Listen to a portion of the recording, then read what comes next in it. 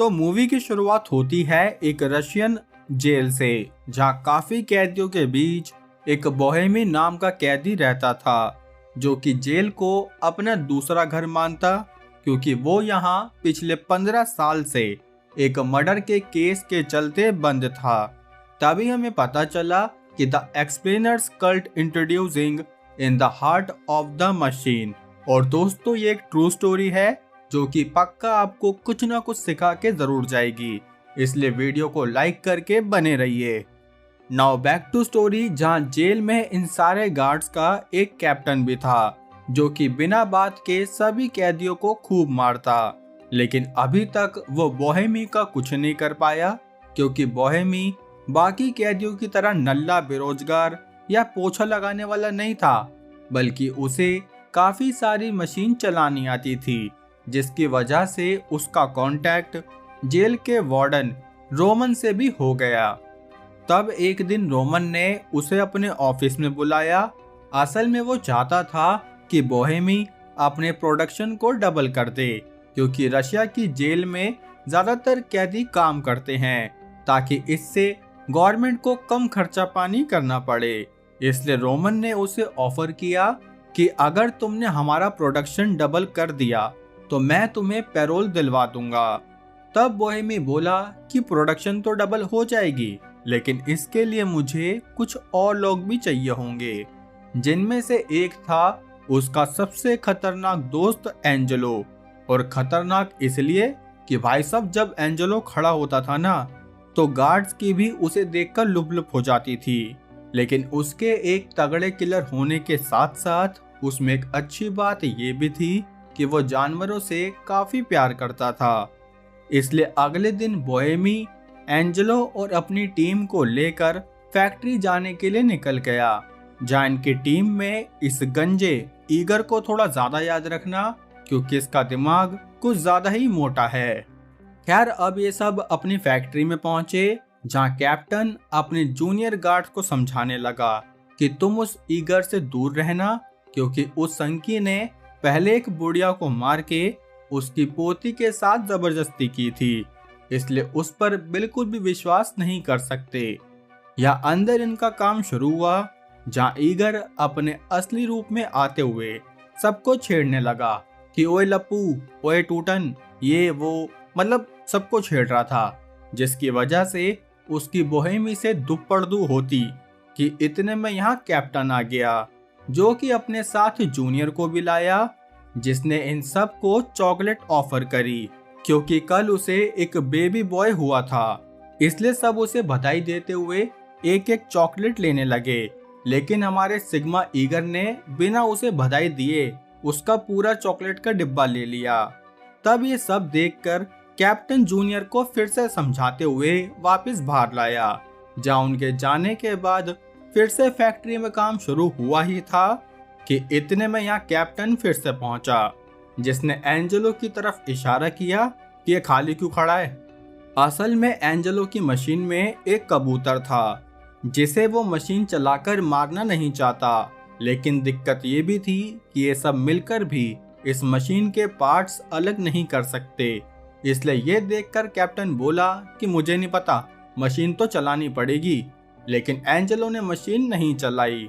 उल्टा जब junior captain के कहने पर मशीन चलाने आगे आया, तो एंजेलो ने उसे चैन की मदद से अपनी तरफ खींच लिया। तब मौका देखकर ईगर ने भी कैप्टन पर हमला किया, जिससे कि कैप्टन के होश बेहोश हो गए। अब जब उसकी आंख खुली तो वो अपनी मेकअप करी हुई हालत में चैन से बंधा हुआ था, जहां वो बोला कि तुम लोग नहीं जानते, जल्दी यहाँ पेट्रोलिंग ऑफिसर आएंगे, जिनसे इस बार मैं तुम सबको डेथ पेनल्टी ही दिलवाऊंगा। तब ये सुनकर सारे कैदी बावली खेल गए कि इस ईगर और एंजेलो की वजह से हम सबकी लंका लग जाएगी। लेकिन तभी इनके लीडर बोहेमी ने सबको शांत करके दो ऑप्शन दिए कि या तो हम इस जूनियर और कैप्टन को मार दें, या फिर हम इन्हें छोड़कर शांति का प्रस्ताव रख सकते हैं। तब सबने शांति का प्रस्ताव सही समझा, क्योंकि अगर इन्होंने गार्ड्स को मार भी दिया तो भी ये जेल में ही बंद रह जाएंगे। लेकिन इस बात पर ये टगलू ईगर एग्री नहीं हुआ साथ ही एंजेलो को भी सिर्फ उस कबूतर की ही पड़ी थी कि मुझे नहीं पता, अगर तुम इस कबूतर को नहीं बचा पाए तो मैं इस जूनियर को मार दूंगा। और वो ऐसा क्यों कह रहा था ये हमें आगे पता चलेगा। तब कैप्टन एंजेलो का मजाक उड़ाने लगा कि वाह, जिस आदमी ने अपने पिता अपने भाई को नहीं छोड़ा, आज उसके लिए एक कबूतर की जान इतनी प्यारी हो गई। तब यह सुनकर एंजेलो कैप्टन को मारने भागा, लेकिन जैसे तैसे बाकी कैदियों ने उसे रोक लिया। लेकिन वो उन पेट्रोलिंग गार्ड्स को नहीं रोक पाए जो अपना काम करने यहाँ आए थे, जिनमें से एक गार्ड ने जब फैक्ट्री को बंद देखा, साथ ही जब उसमें से कुछ चिल्लाने की आवाज आई, तब वो इस बात की खबर अपने हेडक्वार्टर में देने लगा। तभी अंदर एक बूढ़े अंकल ने डिसाइड किया कि वो बाहर जाकर उस ऑफिसर को सारी सिचुएशन समझाएंगे। लेकिन उनके बाहर निकलते ही इस फट्टू ऑफिसर ने अपने डर के चक्कर में बूढ़े अंकल को ही खर्च कर दिया। तब ये देखकर सारे कैदियों को गुस्सा आया कि जब हमारे पास कोई हथियार है ही नहीं तो फिर इन्हें हमसे कैसा डर। खैर, तभी वहाँ जेल का वार्डन रोमन भी पहुंचा, जिसकी मुलाकात गवर्नमेंट के भेजे हुए कर्नल से हुई, जो कि अंदर बैठे कैदियों पर हमला करने का प्लान करने लगा। तब रोमन ने उसे मना किया कि पहले मैं अपने तरीके से इस मैटर को सॉल्व करना चाहता हूँ, जिसमें अगर मैं फेल हुआ तो तुम जो मर्जी कर लेना। तब ये सुनकर पहले तो कर्नल नहीं माना, लेकिन फिर रोमन ने उसकी बात हाई ऑफिशियल से कराई कि रोमन को कुछ टाइम दिया जाए ताकि वो उन कैदियों से बात करे, क्योंकि वो कैदी इस जेल के लिए हाई प्रोडक्शन करते हैं। तब ये सुनकर कर्नल उसे कुछ टाइम देने के लिए मान गया। दूसरी तरफ बोहेमी और बाकी कैदी अपना दिमाग चलाने लगे कि आखिर इस प्रॉब्लम से कैसे निकला जाए, क्योंकि अगर इन्होंने सरेंडर किया तो एंजेलो उस जूनियर को मार देगा, क्योंकि वो जानता है सरेंडर होते ही कैप्टन अपनी ईगो में आकर उस कबूतर की जान ले लेगा।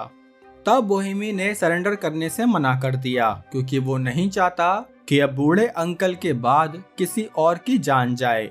इसलिए उसने एंजेलो के साथ मिलकर उस मशीन को खोलने का प्लान किया, जिसमें कि एंजेलो ने अपने मोटे मोटे हाथों की पावर दिखाकर मशीन का कवर तो हटा दिया, लेकिन अभी इनके लिए ये ब्लैक कवर हटाना बहुत मुश्किल था, क्योंकि इसके लिए इन्हें अलग से एक टूल बॉक्स की जरूरत पड़ेगी।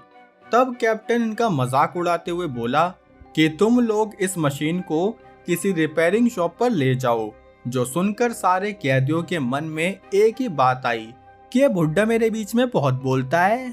खैर, तब एंजेलो ने बताया कि असल में उसे रोज एक सपना आता है, जिसमें कुछ पक्षियों से प्यार करने वाले लोग रोज उसे जिंदा दफना देते हैं, जहाँ सपने की कब्र में उसका दम घुटता रहता है, जैसे कि अभी इस कबूतर का घुट रहा होगा। इसलिए मैं चाहता हूँ कि कैसे भी करके इस कबूतर को बचाया जाए। तब ये सुनकर बोहेमी ने जूनियर से भी मदद मांगी। वैसे मदद नहीं, धमकी थी कि अगर तुमने हमारी मदद नहीं करी तो तुम्हारा भी ठीक कैप्टन जैसा मेकअप कर दिया जाएगा। इसलिए जूनियर भी एक बार में उसकी बात या कहो धमकी मान गया, जहाँ ये सब मिलकर मशीन को तीनों दिशाओं से खोलने की कोशिश करने लगे। जिस बीच कर्नल अंदर बैठे कैदियों की फाइल पढ़ने लगा, ताकि उसे उन कैदियों की कमजोरी और स्ट्रेंथ का पता चल सके, क्योंकि वो श्योर था कि अगर कोई भी गार्ड मारा गया तो ये कैदी भी जिंदा नहीं बचेंगे। लेकिन रोमन को बोहेमी पर पूरा भरोसा था कि वो किसी भी गार्ड को नहीं मारेगा। या अंदर एक कैदी ने जूनियर को एंजेलो के बारे में बताया कि पहले एंजेलो काफी अच्छा इंसान था, लेकिन जब उसकी फैमिली ने उसे धोखा दिया, तब एंजेलो ने गुस्से में अपने भाई और फादर दोनों की आलू पूड़ी बांट दी, जिसके बाद ही उसे रशिया का सबसे खतरनाक किलर कहा गया। या रोमन बोहेमी से बात करने आगे आया, जहां वो बोला कि मैं चाहता हूं तुम सब सरेंडर कर दो, जिसके बदले में तुम्हें कोई एक्स्ट्रा सजा नहीं दी जाएगी। तब बोहेमी ने उसे बताया कि हम यहाँ एक कबूतर की जान बचाना चाहते हैं, जिसके बारे में जब रोमन ने कैप्टन से चिल्लाकर पूछा तो कैप्टन ने झूठ बोल दिया कि नहीं जी, यहाँ कोई कबूतर नहीं है, उल्टा ये लोग यहाँ से भागने की कोशिश कर रहे हैं। तब ये सुनकर भी रोमन ने बोहेमी की बात पर विश्वास करते हुए उसे एक और घंटे का टाइम दिया, लेकिन अभी उसे कैप्टन बाहर चाहिए था, जिससे कि बोहेमी की पैरोल पर कोई दिक्कत ना आए। तब ये सुनकर बाकी कैदी गुस्सा हो गए कि पैरोल का मौका सिर्फ बोहेमी को ही क्यों, जिस पर ईगर भी काफी गुस्सा करने लगा। लेकिन इस वक्त बोहेमी कुछ भी इशू खड़ा ना करते हुए कैप्टन को बाहर ले जाने लगा। पर जैसे ही उसने गेट खोला, तभी कर्नल के सोल्जर्स ने बोहेमी पर फायरिंग शुरू कर दी, जिसमें शुक्र है कि कैप्टन और बोहेमी दोनों जैसे तैसे बच गए। तब रोमन और कर्नल की तू मैं हो गई, जहां कर्नल के गार्ड्स ने बीच में आकर रोमन को कंट्रोल में लिया, जिसके बाद कर्नल ने यहाँ अपनी आर्मी को बुलाना शुरू किया। दूसरी तरफ ये लोग दोबारा से उस कबूतर की जान बचाने का सोचने लगे, जहां सारे कैदी एंजेलो के अंदर की फीलिंग समझने लगे कि जैसे ये लोग इस जेल से भागना चाहते हैं, वैसे ही वो कबूतर भी इस जेल से जाना चाहता होगा। इसलिए ये लोग उस बेजुबान पक्षी की मदद करने में लग गए, क्योंकि वो बेचारा तो बिना किसी गलती के यहाँ फंसा हुआ है। तब ये सुनकर ईगर भी इनकी हेल्प करने आगे बढ़ा, क्योंकि उसका हाथ बाकी कैदियों के मुकाबले पतला था। तभी सब लोग अपनी अपनी विश बताने लगे कि हम लोग कैसे भी करके इस जेल से निकलना चाहते हैं, जबकि एंजेलो ने ये विश मांगी कि वो कैसे भी करके सिर्फ इस कबूतर को बचाना चाहता है। लाइक करो यार एंजेलो के लिए तो। खैर, अब जब कोई रास्ता नहीं मिला तो फिर बोहेमी ने कैप्टन से वेयर हाउस की चाबी मांगी, ताकि वो वहां से कोई औजार ला सके। लेकिन कैप्टन तो उल्टा उसे प्रवोक करने लगा कि बाहर आर्मी के जवान तुम्हारा बेसब्री से इंतजार कर रहे हैं, जो कि एक बार में तुम लोगों की पुंगी बचा देंगे। तब बोहेमी अपने दिमाग को शांत रखकर उस वेयर हाउस में से एक फायर टूल ले आया, जिसमें कि आग की मदद से यह मशीन में होल कर सकते थे। जिसके बाद बोहेमी ने एंजेलो से पूछा कि अगर तुमने उस कबूतर को बचा लिया तो तुम्हें कैसा लगेगा। एंजेलो बोला कि असल में यहाँ जेल की चार दीवारी के बीच मैं एक जानवर बन चुका हूँ, इसलिए मैं उस कबूतर को बचाकर दोबारा से इंसानों की तरह अच्छा फील करना चाहता हूँ। तब ये सुनकर बोहेमी की आंख भर आई, जहां बाहर कर्नल अपने सोल्जर्स का जोश टेस्ट करने लगा और दूसरी तरफ इन्हें वो फायर टूल चलाने ही नहीं आ रहा था, तो ये होल क्या खाक करेंगे।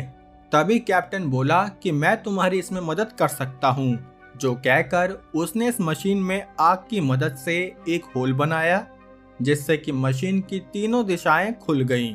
तब एंजेलो ने थोड़ा पानी मंगाया ताकि वो उस प्यारे से कबूतर के पंख धो सके, लेकिन इतने में यहाँ कैप्टन गन लेकर वापस आया, जहाँ वन लोगों को गन पॉइंट पर लेकर उस कबूतर पर अपना सारा गुस्सा निकालता कि उससे पहले ही एंजेलो ने कैप्टन को हवा में लेकर उसे हवा में ही खर्च कर दिया।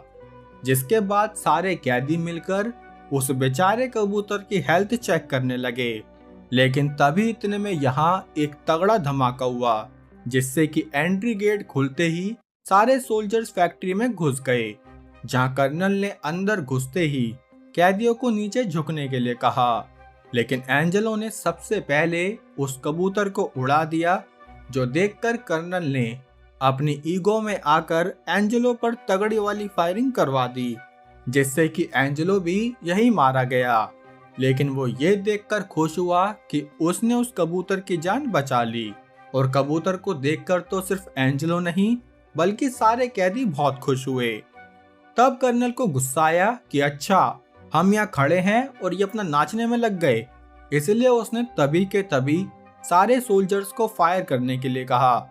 लेकिन सोल्जर्स ने उसकी बात नहीं मानी, क्योंकि वो जानते थे कि वो कैदी सिर्फ उस कबूतर की आजादी के लिए खुश हो रहे हैं। तब ये देखकर कर्नल उन्हें खुद शूट करता कि इतने में जूनियर ने उसे गन पॉइंट पर ले लिया कि जब सिचुएशन अंडर कंट्रोल है तो फालतू की चैचे मैं मत करो अंकल जी।